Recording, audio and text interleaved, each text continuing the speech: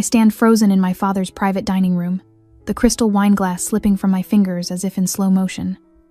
The crash against the hardwood floor punctuates the silence that followed his announcement. It's time. Cameron will take over as CEO. Red wine pools around my Italian leather pumps, staining the hand-knotted Persian rug beneath us. No one moves to clean it. The executives and board members shift uncomfortably in their chairs, suddenly fascinated by the centerpiece or the remaining drops in their glasses, anything to avoid my eyes. Dad, I don't understand. My voice emerges steadier than I feel. We just closed our most profitable quarter in company history. This dinner was supposed to be a celebration. The crystal chandeliers, the white tablecloths, the vintage Cabernet, all arranged to mark Royce Distribution's unprecedented growth under my leadership as COO. 11 years of rebuilding what was nearly lost, of 18-hour days and canceled vacations. Richard Royce straightens his tie, a gesture I've seen countless times before difficult conversations. Madeline, the board and I feel the company needs a fresh direction. Cameron brings a certain energy to the table that will serve us well moving forward. My brother, lounging in his chair with that familiar smirk, raises his glass. To Royce Distribution's future. I force my lips into something resembling a smile, as memories flood back unbidden. The crisis of 2018 when the company nearly collapsed. How I mortgaged my condo to cover payroll when the bank pulled our line of credit. Dad's words as we stood in the empty warehouse. When the time comes, you'll be rewarded for your loyalty, Maddie. All those family dinners where Cameron would joke about someday sitting on the throne, while contributing nothing but expensive tastes and missed deadlines. How I'd laugh along, believing merit would ultimately matter more than birth order or gender. If you'll excuse me, I say, carefully stepping around the shattered glass, I'd like a moment with my father. The weight of a dozen pairs of eyes follows me as I approach Richard. Dad, can we speak privately? He glances at his watch. This isn't the time for one of your presentations, Maddie. The decision's been made. Just 5 minutes. We'll talk tomorrow. Tonight is for celebrating Cameron's promotion. Something shifts inside me. The trembling in my hands stops as I remember the performance-based equity paperwork tucked in my briefcase beneath the table. The agreements I'd insisted on when I took over operations. The ones Dad signed without reading because that's why we have lawyers, sweetheart. I watch as the board members cluster around Cameron, Martin Whitaker slapping him on the back despite having complained about Cameron's lack of financial literacy just last week. Janet Wells, our company attorney, catches my eye from across the room, her expression unreadable but somehow urgent. The reality crystallizes with knife-edge clarity. This company, the one I've pulled back from bankruptcy twice, the one I've grown from regional player to industry leader, could slip from my grasp. 250 employees who depend on steady leadership, contracts with national retailers that took years to secure, all of it handed to someone who treats business like a hobby. My father turns away, already accepting congratulations for his bold leadership transition, from sycophants hoping for favors from the new regime. The diamond cufflinks I gave him for his birthday catch the light as he raises a fresh glass. And in that moment, standing alone amid celebration, I finally understand what I've denied for years. My father will never see my true value. Not because I haven't earned it, but because he never intended to look. I straighten my shoulders and pick up my briefcase. They think this is the end of the story. They're wrong. That night after celebration, I slip off my heels at the door of my condo, tossing my keys into the ceramic bowl on the entryway table. The silence wraps around me like a shroud. No congratulatory calls from clients, no celebratory champagne in the fridge, just the hollow echo of my father's betrayal ringing in my ears. My briefcase feels heavier than usual as I carry it to my home office. The space is minimal but efficient. Clean lines, organized files, a large monitor, and the antique desk lamp my grandmother left Metha only Royce, who believed women belonged in boardrooms, not just living rooms. I pour myself 3 fingers of bourbon, neat. The amber liquid catches the light as I settle into my leather chair and pull out the executive shareholders agreement. Something Janet said at the dinner keeps circling in my mind. Remember what you signed for the Series B funding. The pages feel cool beneath my fingertips as I flip through the legal jargon. My hand stops, suddenly trembling, as I trace the signature lines on page 47. The words leap off the page: performance-based equity transfer, triggered by 3 consecutive quarters of growth exceeding 15%. I blink, reading it again and again. 62%. I hold 62% of the voting shares. The room seems to tilt slightly as I spread the papers across my desk.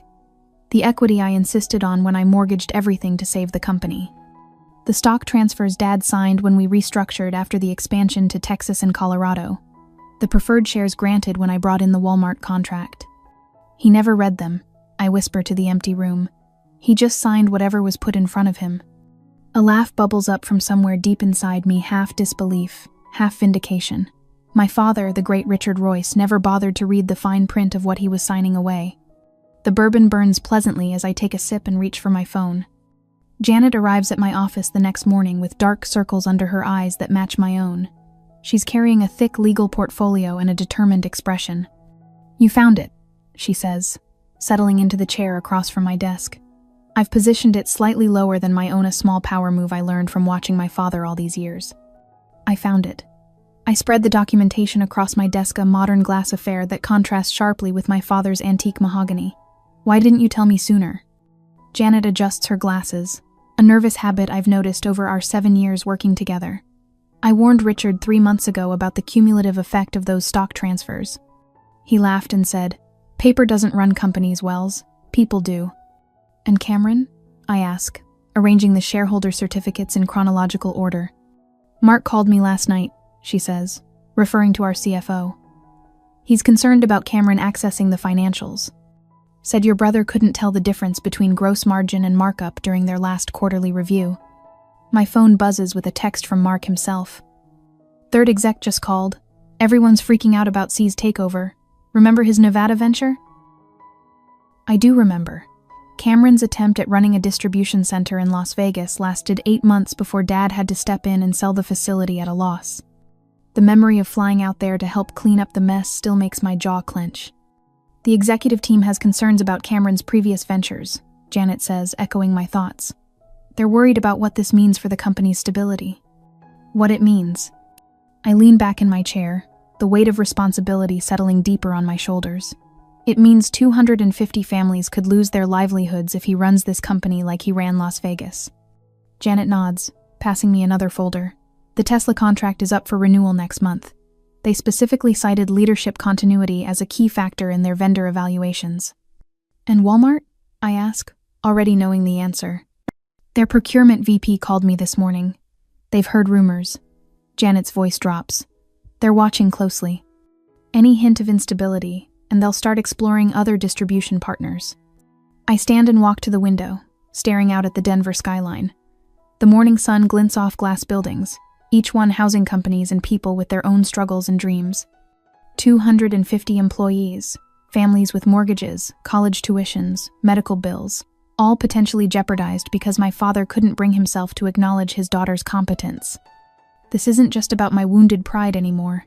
It's about survival theirs and the company's. I turn back to Janet, who's watching me with an expression I can't quite decipher. "There's one more thing you should know," she says, tapping a passage in the agreement. "Any CEO appointment requires majority shareholder approval." "Meaning my approval," I say slowly, the implications unfolding like a map to territory I never expected to navigate. "Exactly."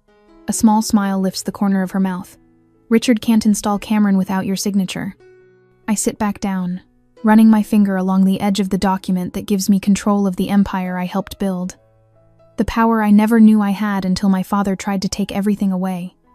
As I sat there looking at the documents that gave me control, I wondered if I should confront my father immediately or prepare a strategic response first. Immediate confrontation would satisfy my hurt pride, but patience might allow me to secure a more decisive victory. What would you do when faced with family betrayal masked as business as usual? The company-wide email arrives at 7:42 Monday morning while I'm reviewing last quarter's profit margins. Effective next Monday, Cameron Royce will assume the role of Chief Executive Officer. It reads, My father's signature sits below a paragraph praising Cameron's visionary leadership and fresh perspective.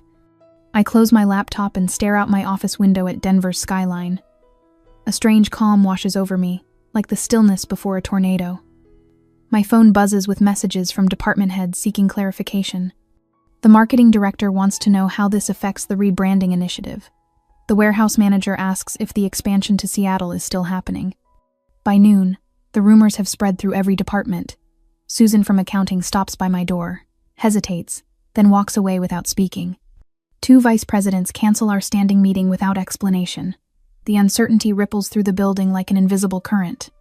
I'm reviewing personnel files when my assistant knocks. Miss Royce, I just received notification that Mr. Cameron has scheduled meetings with Westmont Supply and Altitude Logistics for tomorrow. Our 2 largest clients. The ones whose contracts I personally negotiated after months of careful relationship building. Thank you, Andrea. Please forward me the calendar invitations. After she leaves, I clench my fists until my nails dig into my palms.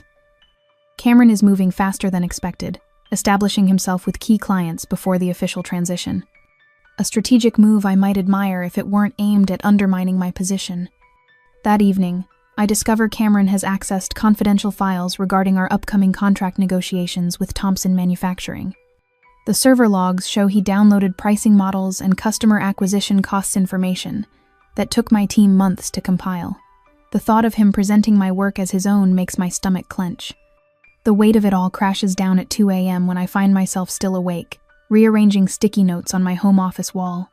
Blue for immediate threats, yellow for potential allies, green for legal options. Sleep feels like a luxury I can't afford while Cameron dismantles 11 years of my work. By Thursday, dark circles have formed beneath my eyes. My kitchen counter holds a collection of half-empty coffee mugs and untouched meal delivery containers. I begin documenting every company achievement under my leadership expansion to 7 new states, the successful navigation through supply chain disruptions during the pandemic, the technology overhaul that increased efficiency by 32%. The list grows longer each hour, not for my ego but for ammunition. Friday morning, Janet appears at my office door carrying 2 coffees from the local place that roasts their beans in small batches. She sets one on my desk and takes a seat without invitation.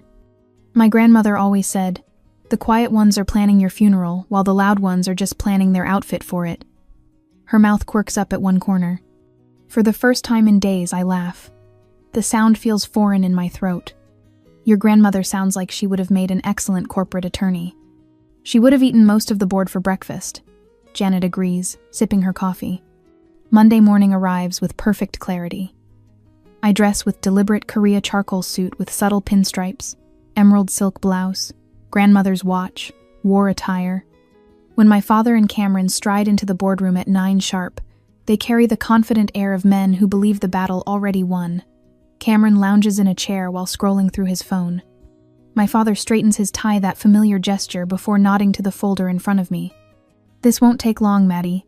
The papers just need your signature." I stand slowly, smoothing my hands along the polished mahogany table. Before we proceed, there's something I believe the board should see. With one keystroke, I project the executive shareholders agreement onto the screen behind me. The room falls silent as I highlight Section 7, Paragraph 3. Any CEO appointment requires majority shareholder approval. My voice remains steady as I scroll to the ownership percentages. As the holder of 62% of voting shares, I'm afraid I cannot approve this appointment. The blood drains from my father's face as he stares at the document he signed 3 years ago, too busy to read the technical details. Cameron's phone slips from his fingers, clattering against the table. "This is absurd," my father sputters. "You're manipulating legal technicalities to protect the company you built?" I finish for him. "The company I saved when the bank pulled our credit line? The company whose payroll I covered when you were ready to file bankruptcy?" For the first time, I see my father speechless. Not angry, not dismissive, simply stunned by the realization that his daughter now controls the empire he built. In that moment, something shifts inside me. A lifetime of seeking his approval falls away like an outgrown skin. I don't need his validation anymore. The numbers, the contracts, the growth under my leadership, they speak for themselves. Janet stands quietly behind me, arms crossed. Mark Peters, our CFO, slides a financial report across the table toward my father quarterly projections, showing consistent growth under my direction. "We believe in Madeline's vision for Royce Distribution," Mark says, the first time he's ever addressed my father by anything other than sir. I stand taller, drawing strength from their support. These colleagues respect what my family dismissed: my business acumen, my strategic mind, my unwavering commitment to this company's future. Later that afternoon, I prepare 2 folders in my office. The first contains a generous offer for my father to remain as chairman emeritus with a substantial compensation package. The second holds buyout terms if he chooses to sever ties completely. Between them sits a third document and I hope never to use. A detailed record of questionable financial decisions made under my father's leadership, decisions I quietly corrected before they could damage the company's reputation. My phone rings. It's Richard's assistant. "Your father has called an emergency board meeting for tomorrow morning." I thank her and hang up, smiling slightly. What my father doesn't know is that I've already spoken with each board member individually. They've seen the numbers. They understand the stakes. For the first time since that dinner, I feel the weight lifting from my shoulders. Tomorrow, Richard Royce will discover what happens when you underestimate the quiet one. Next day, I stand at the head of the mahogany boardroom table, my presentation materials arranged with military precision before me. The leather executive chairs around the table hold board members whose expressions range from skeptical to curious. Father sits opposite me, his fingers steepled beneath his chin, while Cameron lounges nearby, his casual posture betraying his assumption that this meeting is a mere formality. "Thank you all for attending this emergency session." I begin, my voice steadier than I expected. "I'd like to present some facts about Royce Distribution's performance under my operational leadership." I click the remote, and the first slide illuminates the wall-mounted screen. Bar graphs climb like skyscrapers, each one taller than the last. In the past 3 years, we've achieved 300% revenue growth. My pointer traces the ascending line. We've expanded operations into 6 new states without taking on additional debt. Another click reveals a map with newly established distribution centers highlighted in green. Our financial audits have been clean for 11 consecutive quarters, and investor confidence has increased by 62% since the restructuring. I continue methodically through the data, watching as board chairman William Hargrove's expression shifts from polite attention to genuine interest. His bushy eyebrows inch upward when I detail our successful entry into the pharmaceutical logistics Marquetta sector Father had always considered too risky. The numbers speak for themselves, I conclude, setting down my pointer. Any questions? Richard clears his throat, the sound sharp in the quiet room. These results are certainly impressive, but business leadership requires more than spreadsheets and growth charts. He adjusts his tie that familiar tell. Madeline has always been emotionally attached to the company, perhaps too attached to make objective decisions about its future. The words sting, but I maintain my composure. Before I can respond, Mark Peters, our CFO, straightens in his chair. "Actually, Mr. Royce," Mark says, his usual reserved tone replaced with something firmer, "I feel compelled to share something with the board." He removes his glasses, polishing them briefly with his handkerchief. "Last week, you approached me offering a substantial personal bonus if I would support Cameron's appointment and, in your words, help him understand the financial aspects he struggles with." Murmurs ripple around the table. Richard's face flushes crimson. "Similar offers were made to at least 3 other executives," Mark continues, replacing his glasses. "I believe that context is relevant to our current discussion." Board members exchange uncomfortable glances. Janet Wells, seated to my right, slides a folder toward the center of the table with practiced precision. William Hargrove clears his throat. "Miss Royce, given these revelations, would you like us to consider your father's complete removal from company operations?" The question hangs in the air. I hesitate, looking at my father's reddening face. Should I push for his full resignation to secure my position, or find a compromise that might preserve some family relationship? The company needs stable leadership, but can I truly cut all ties with the man who founded it? Before I answer that, I say, I'd like Janet to present some additional information. Janet rises smoothly, her tailored charcoal suit a match to my own. "Board members, I've prepared documentation confirming Miss Royce's legal standing." She distributes folders with efficient movements. As you'll see on page 3, the executive shareholder agreement grants Madeline Royce majority control of voting shares. Any CEO appointment requires her express approval. As the board members flip through pages, Mark stands and adds, "I've included financial projections comparing company performance under the current leadership structure versus the proposed change." He gestures toward the spreadsheets. "The stability factor alone represents a 22% value difference in our upcoming contract negotiations. The room falls silent as the information sinks in. Chairman Hargrove removes his reading glasses after examining the documents. It appears the board was not provided complete information when we discussed this transition, he says, his tone measured but pointed. Legally and practically, Miss Royce has both the authority to reject this appointment and compelling reasons to do so. I watch Cameron's confident smirk fade as realization dawns. His fingers drum against the tabletop in an erratic rhythm, a nervous habit from childhood. Perhaps we should reconsider the succession plan entirely, suggests Elizabeth Winters, the longest-serving board member. She turns toward me rather than my father, a subtle but significant shift. Madeline, what structure would you propose moving forward? Others begin addressing their questions to me as well. Richard watches this transfer of attention, his jaw clenched tight enough that I can see a muscle twitching beneath his skin. After the board unanimously acknowledges my legal position, Richard rises from his chair. His shoulders have lost some of their authoritative squareness. Madeline, he says, voice lower than before, might I have a word? As family, not business. I meet his gaze steadily, aware that every person in the room is watching this exchange, this moment when the balance of power visibly shifts. For once, I'm not the one asking for time or attention. Of course, Dad, I reply, after we conclude the official business. I return my attention to the board, ready to outline my vision for Royce Distribution's future, one that I will shape according to my own design. Tuesday next week, I stand at the conference room window, watching storm clouds gather over downtown Denver. The metaphor isn't lost on me as I straighten the folders on the polished mahogany table. One folder contains a generous advisory role offer. The other holds buyout terms that would remove my father and brother from Royce Distribution permanently. The boardroom door opens, and I turn to see Richard and Cameron enter with matching expressions of condescension. Janet and Mark flank me at the table, our united front making Cameron's smile falter momentarily. Madeline, my father begins, his voice carrying that practiced warmth he reserves for difficult negotiations. After careful consideration, your brother and I have a compromise that benefits everyone. I gesture toward the empty chairs. Please, sit. Cameron adjusts his tie Italian silk, probably purchased with his most recent unearned bonus. We're proposing co-leadership. You handle operations. I manage public relations and client relationships. The arrangement preserves the family dynamic while acknowledging your contributions, my father adds, leaning forward with a rehearsed sincerity that makes my stomach clench.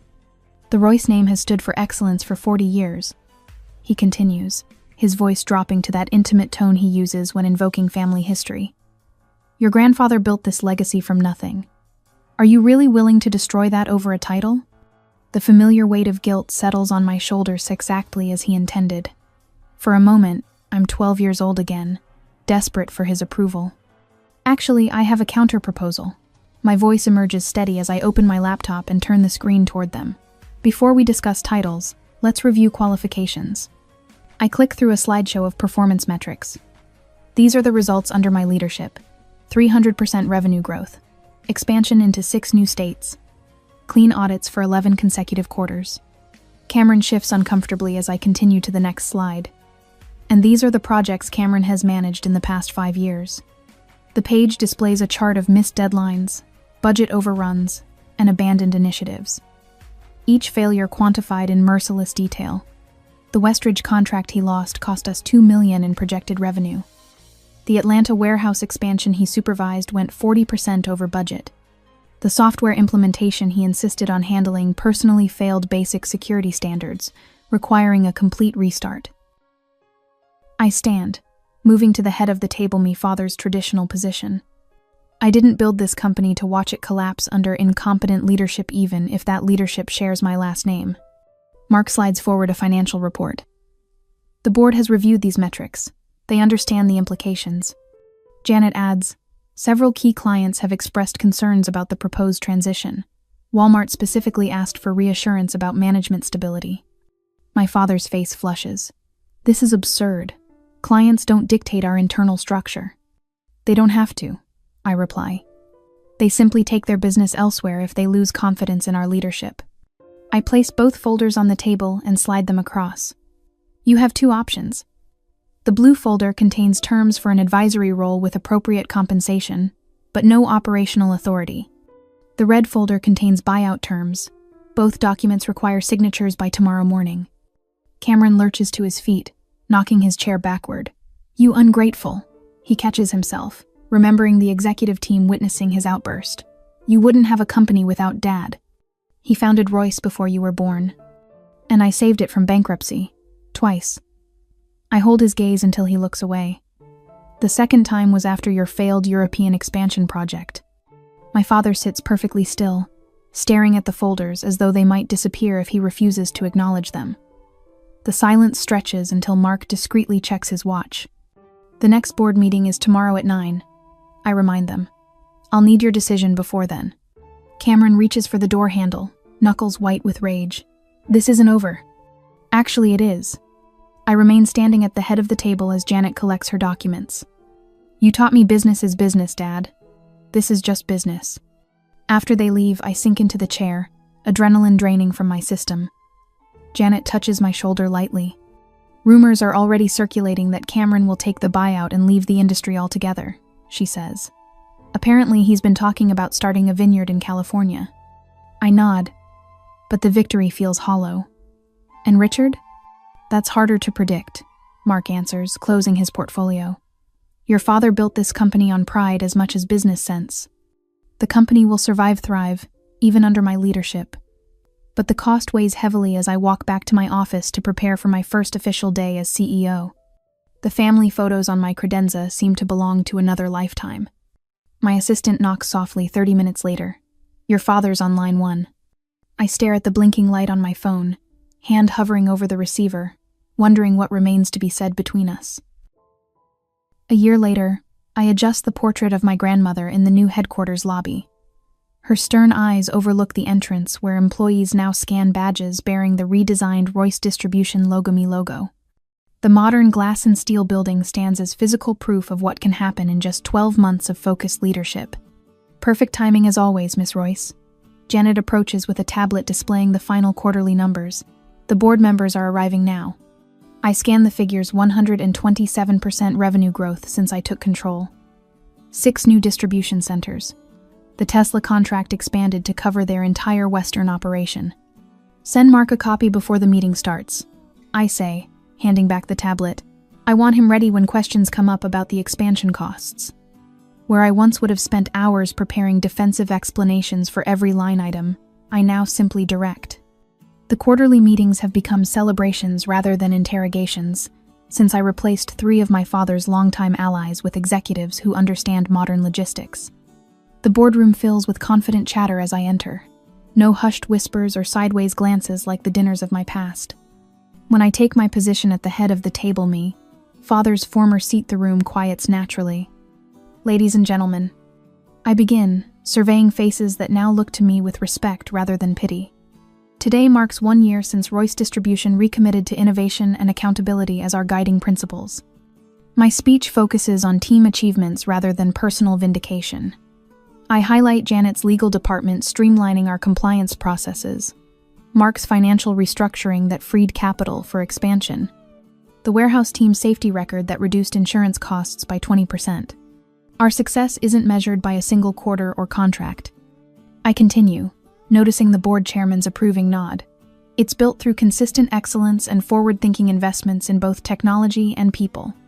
The words flow without the desperate need for approval that once colored my every presentation. I speak of legacy not as something handed down, but something built together. The difference feels as substantial as the foundation beneath our new building. Later, after handshakes and congratulations, a smaller group gathers in my office. Janet brings a bottle of champagne. Mark arrives with his husband David, who designed our new facility. Teresa from operations joins us, still wearing her safety vest from the warehouse tour. "To breaking 100 million, Mark says, raising his glass. Janet shakes her head. "No, to building something that lasts beyond ourselves." The toast feels right, acknowledging that what we've created isn't just profitable but meaningful. For the first time, I allow myself to enjoy the moment without immediately planning the next challenge. My phone buzzes with a text from my father requesting dinner next week. I set it aside without the immediate anxiety such messages once triggered. The Claremont Hotel feels neutral ground for my first non-business meeting with Richard in nearly a year. He's already seated when I arrive, studying the menu with the same intensity he once reserved for acquisition targets. "The Cabernet here is excellent," he says instead of hello.